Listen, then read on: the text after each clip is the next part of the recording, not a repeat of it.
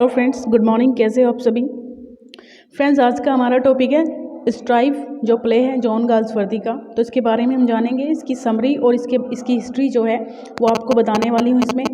ये हमारे जो जॉन गाल्सवर्दी हैं, ये टीजीटी के प्ले राइट हैं, है ना।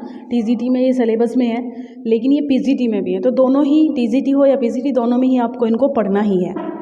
टीजीटी में थोड़ा ज़्यादा डिटेल में पढ़ना पड़ेगा, और पीजीटी में भी इसमें से कम क्वेश्चन नहीं आते हैं, बहुत ज़्यादा आते हैं। तो यहाँ पे आपको सारे ही इसके जो प्ले हैं वो पढ़ने हैं, जो नॉवल हैं वो पढ़ने हैं, और इनमें जो कैरेक्टर हैं वो भी आपको पता होने चाहिए। तो यहाँ पे समरी बताऊँगी मैं आपको, जिसमें कैरेक्टर भी पता चल जाएंगे सारे, और ये कब आया था, क्या इसके अंदर था, तो सभी कुछ आपको पता चलेगा, है ना। अगर आप नए हैं चैनल पे तो सब्सक्राइब कर लीजिए, बेल आइकन प्रेस कर दीजिए, ताकि सारी वीडियो सबसे पहले आप तक पहुंच पाएँ। और जो मेरे चैनल पे हैं प्लीज़ लाइक कर दीजिए, शेयर कर दीजिए, है ना, ताकि ज़्यादा से ज़्यादा लोगों के पास ये वीडियो पहुँच पाए और थोड़ा मुझे भी फ़ायदा हो सके, है ना। चलिए स्टार्ट करते हैं guys. Strive is a 3 act play by the English writer John Galsworthy. John Galsworthy के द्वारा एक 3 एक्ट प्ले है। It was his third play, ये इनका तीसरा प्ले है, and the most successful of the 3, है ना। जो 3 पहले आए हैं उनमें सबसे ज़्यादा मोस्ट सक्सेसफुल माना जाता है। It was produced in 1909 in London at the Duke of York theatre. York theatre में इसको प्रोड्यूस किया गया था सबसे पहले, 1909 में आया था ये। And in York at the new theatre in the play, और न्यूयॉर्क में कहाँ प्रोड्यूस हुआ था सबसे पहले? न्यू थिएटर के अंदर। लंदन में ड्यूक ऑफ यॉर्क थिएटर और न्यूयॉर्क में न्यू थिएटर। ये भी कभी कभी पूछ लिया जाता है कि ये सबसे पहले कहाँ परफॉर्म किया गया था। In the play there is a prolonged unofficial strike at a factory. यहाँ पे एक अनऑफिशियल स्ट्राइक है फैक्ट्री में, जो वर्कर्स के द्वारा की गई है अपनी डिमांड्स को मनवाने के लिए। As the trade union and the company directors attempt to resolve the affair. किसको रिजॉल्व करनी है ये कोई अनऑफिशियल है, मतलब कोई ऑफिशियल नहीं है, गवर्नमेंट से ऐसे कोई रिलेट नहीं कर रही है। कंपनी जो फैक्ट्री है उसी के मिल मालिक और वर्कर्स के बीच कुछ बात है जिस पे ये रखी गई है।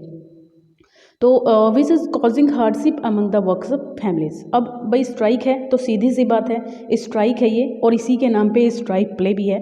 तो वर्कर्स की फैमिलीज़ को काफ़ी यहाँ पे हार्डशिप को फेस करना पड़ता है इस दौरान, जब तक ये चल रही होती है। तो there is a confrontation between the company chairman and the leader of the strike. Strike का जो लीडर है रॉबर्ट्स, है ना, और इसका जो ये एंथनी है, इसके बीच यहाँ पे चेयरमैन है कंपनी का, उसके बीच यहाँ पे ये लड़ाई है, उन्हीं को ये सॉल्व करनी है। The action takes place on 7 February at the Trenartha tin plates works. कहाँ पे है एक्शन, कहाँ रखा गया है इसका? ट्रीनार्थ टिन प्लेट वर्क्स के नाम से ये फैक्ट्री है, on the borders of England and Wales. For several months there has been a strike at the factory. मतलब कई महीने से स्ट्राइक चल रही है फैक्ट्री के अंदर, तो मतलब काम भी बंद है, और जो यहाँ के चेयरमैन हैं उनको ये भी लग रहा है कि भाई बहुत नुकसान हमारा हो रहा है। कंपनी के जो मालिक हैं और भी उनको भी लग रहा है कि ये बंद होनी चाहिए किसी तरीके से। तो सबसे पहले अब इसकी समरी जानते हैं। ये तो मैंने आपको बता दिया कि कब आया था, क्यों आया था, किस थीम पे बेस है ये प्ले। तो अब यहाँ पे इसकी समरी हम एक्ट बाय एक्ट जानते हैं कि क्या है इसके अंदर। सबसे एक्ट फर्स्ट में बात करेंगे तो the directors concerned about the damage of the company. Directors को लग रहा है कि कंपनी का नुकसान हो रहा है। Hold a board meeting at the home of the manager of the works. तो यहाँ का जो मैनेजर है उसी के घर पर ये मीटिंग की जाती है। और Simon Harness representing the trade union that has withdrawn support for the strike. Simon Harness नाम का ये जो बंदा है, ये ट्रेड यूनियन में क्या प्रेजेंट कर रहा है कि that has withdrawn support for the strike. उसने सपोर्ट हटा ली है अपनी स्ट्राइक के अंदर से, है ना, वो भी कंपनी की। Make the man withdraw their excessive demands and the director should agree to the union's demands, है ना। और वो ये कह रहा है कि देखिए अब करना क्या है, आप मान लीजिए इनकी बात को, है ना, एग्री कर लीजिए। आपको डायरेक्टर्स को क्या सुझाव दे रहा है कि आपको एग्री कर लेनी चाहिए यूनियन की जो डिमांड है, तभी ये चीज़ बंद हो सकती है। तो David Roberts, leader of the men's committee, जो वहाँ के वर्कर्स हैं उनका जो लीडर है डेविड रॉबर्ट्स के नाम से है, तो tells them he wants the strike to continue. वो कहता है कि नहीं, हम स्ट्राइक को कंटिन्यू रखेंगे until their demands are met, जब तक कि हमारी मांगे पूरी नहीं हो जाती हैं। Although the man are starving, चाहे लोग भूखे ही क्यों ना मर जाएं, लेकिन हम बंद नहीं करेंगे। तो it is a confrontation between the elderly company chairman John Anthony. ये एक जिद है रॉबर्ट के बीच में और जॉन एंथनी जो यहाँ के चेयरमैन हैं एंड रॉबर्ट्स के बीच में, एंड नीदर गिव वे, और बीच का कोई भी रास्ता नहीं है। आफ्टर द मीटिंग के बाद एनीड अंडरवुड नाम की जो डॉटर हो जॉन एंथनी की and wife of the manager, यहाँ का जो मैनेजर है उसकी तो वो वाइफ है और जॉन एंथनी की वो बेटी है जो चेयरमैन है कंपनी का। कौन है गाइज? Enid Underwood. तो टॉक्स टू हर फादर, वो अपने फादर से बात करती है। She is aware of the suffering of the families, मतलब जो वर्कर्स की जो फैमिली है वो उसके लिए उसको जानकारी है कि कितना उनको दिक्कत हो रही है, कितना उनको सफ़र करना पड़ रहा है। Wife Annie used to be her maid, क्योंकि जो रॉबर्ट्स की जो वाइफ है ना एनी, वो कभी उसके यहाँ क्या काम करने वाली हुआ करती थी, नौकरानी हुआ करती थी। She is also worried about the strain of the affair of her father. तो सी इज़ ऑल्सो वरीड, वो अपने फादर की जो जिद है उसके बारे में भी वो अच्छी तरीके से जानती है कि पिताजी भी मेरी ये बात नहीं मानेंगे। तो हेनरी टैंक कंपनी सेक्रेटरी है जो हेनरी टैंक नाम से, गाइस करेक्टर्स का नाम भी आपको याद रखना है क्योंकि ज़्यादातर करेक्टर का नाम पूछ लिया जाता है कि कौन से प्ले में है।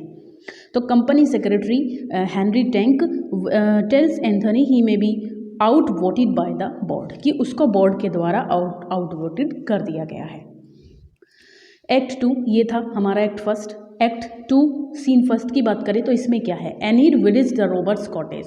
जो एनीड है, जो बेटी है चेयरमैन की, वो इसके रॉबर्ट्स के घर पे जाती है झोपड़ी पे and talks to Annie Roberts, और वो एनी से बात करती है।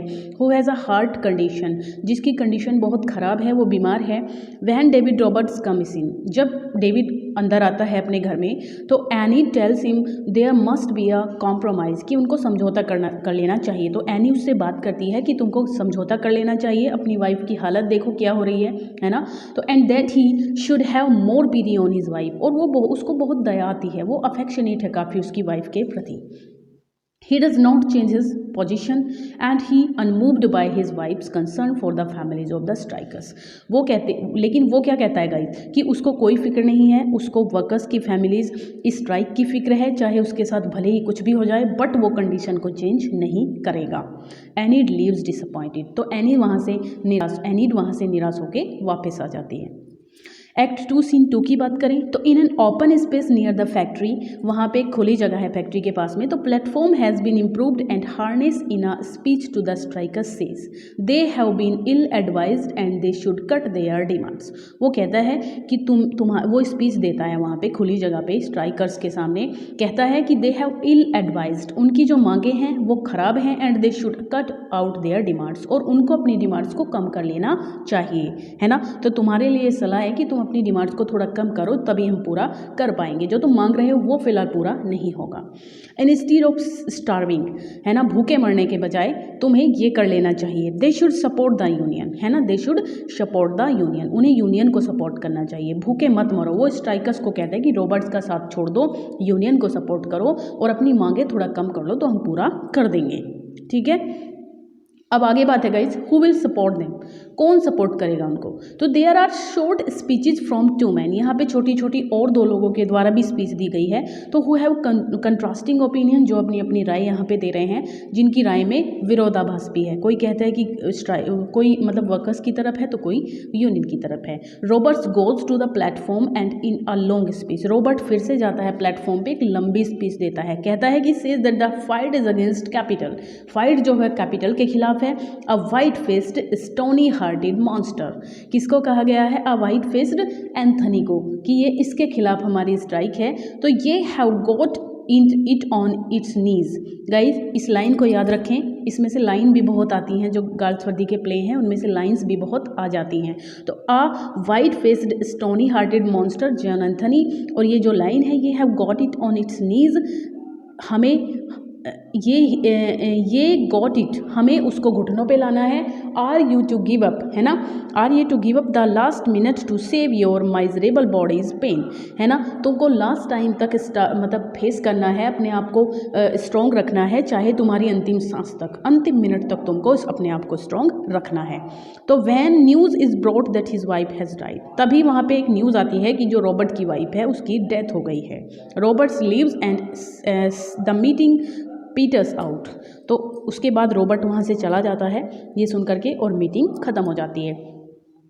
अब एक्ट 3 की बात करते हैं, कॉन्क्लूजन है इसमें, लास्ट है इसका। तो in the home of the manager के घर पे क्या हो रहा है, Enid talks with Edgar Anthony. Enid जो है वो एडगर एंथनी से बात करती है। He is the chairman son, जो कि चेयरमैन का बेटा है। कौन है चेयरमैन का बेटा एडगर एंथनी, जिसकी तो son and one of the directors, और एक डायरेक्टर भी है डायरेक्टर्स में से। She is less sympathetic now towards the man, वो थोड़ा सा लेस सिंपैथेटिक है, उसको सिंपैथी जो है वो कम है लोगों के प्रति। And concerned about their father, वो अपने फादर के बारे में ज़्यादा सोच रहा है। Says Edgar should support him, तो कहता है कि एडगर को उसको सपोर्ट करना चाहिए। However Edgar sympathise are with the man, however जो वो उसको समझा रही है ना एनीट, तो थोड़ा सा उसका जो सिंपैथेटिक जो बिहेवियर है वो रॉबर्ट्स की तरफ हो जाता है, जो वर्कर्स हैं उनकी तरफ हो जाता है। दे रिसीव द न्यूज़, तो उनको ये न्यूज़ मिलती है that Mrs Roberts has died, है ना। उनको भी ये वहाँ पे दोनों को खबर मिल रही है कि जो रॉबर्ट की वाइफ है वो मर चुकी है। तो directors meeting already bad tempered, जो डायरेक्टर्स की मीटिंग है उसमें पहले ही वो काफ़ी बैड टेम्पर्ड हो गई है, काफ़ी वहाँ पे खचाखच हो रही है एक तरीके से। जो उनके कंट्रास्ट है आइडियाज़ में, सबके जो ओपिनियन है सबकी वो अलग अलग हो रही हैं। तो is affected by the news, ये भी न्यूज़ से अफेक्ट होती है ना। थोड़ा सा सभी को बुरा लगता है जब उसकी डेथ, मतलब वाइफ की डेथ हो जाती है। एडगर क्या कह रहा है यहाँ पे कि he would rather resign than, कि उसको रिज़ाइन कर देना चाहिए, than go starving woman. The other directors react badly to an opinion but so frankly John Anthony makes a long speech insisting they should not give in to the man.